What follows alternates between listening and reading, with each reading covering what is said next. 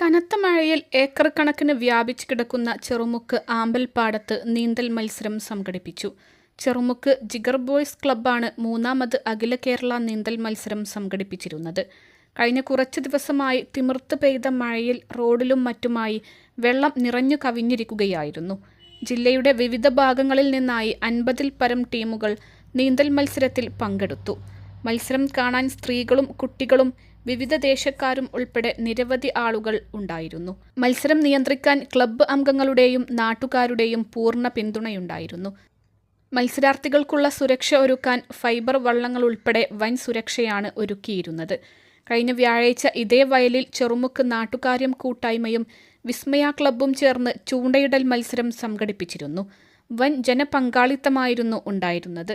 നീന്തൽ മത്സരം തിരൂരങ്ങാടി ബ്ലോക്ക് പഞ്ചായത്ത് അംഗം ഒള്ളക്കൻ സുഹറ ഷിഹാബ് ഫ്ളാഗ് ഓഫ് ചെയ്തു. ചടങ്ങിൽ വളപ്പിൽ സക്കീർ അധ്യക്ഷത വഹിച്ചു.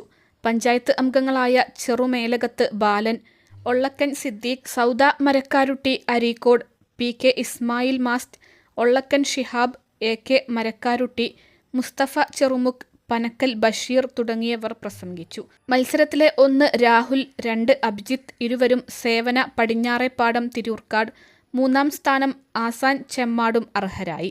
വിജയികൾക്കുള്ള സമ്മാനം ക്ലബ്ബ് അംഗങ്ങളുടെ നേതൃത്വത്തിൽ വിതരണം ചെയ്തു.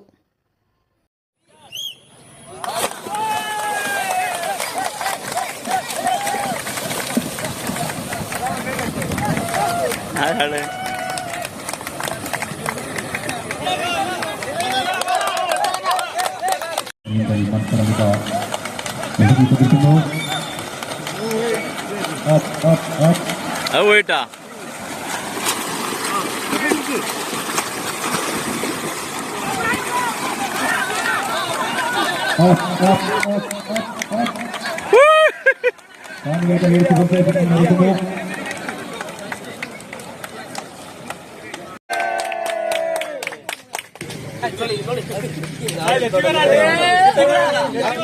അൽസലാമ ഐ ഹോസ്പിറ്റൽ 21 ലക്ഷത്തോളം സന്തുഷ്ടരായ ഉപഭോക്താക്കളും 2 ലക്ഷത്തോളം തിമിര ശസ്ത്രക്രിയകളും പൂർത്തിയാക്കിയ മലബാറിലെ ഏക കണ്ണാശുപത്രി. ലോകോത്തര നിലവാരമുള്ള ചികിത്സാ സംവിധാനങ്ങൾ, എല്ലാ നേത്രരോഗ ചികിത്സാ സൗകര്യങ്ങളും വിദഗ്ധരായ ഡോക്ടർമാരുടെ മേൽനോട്ടത്തിൽ.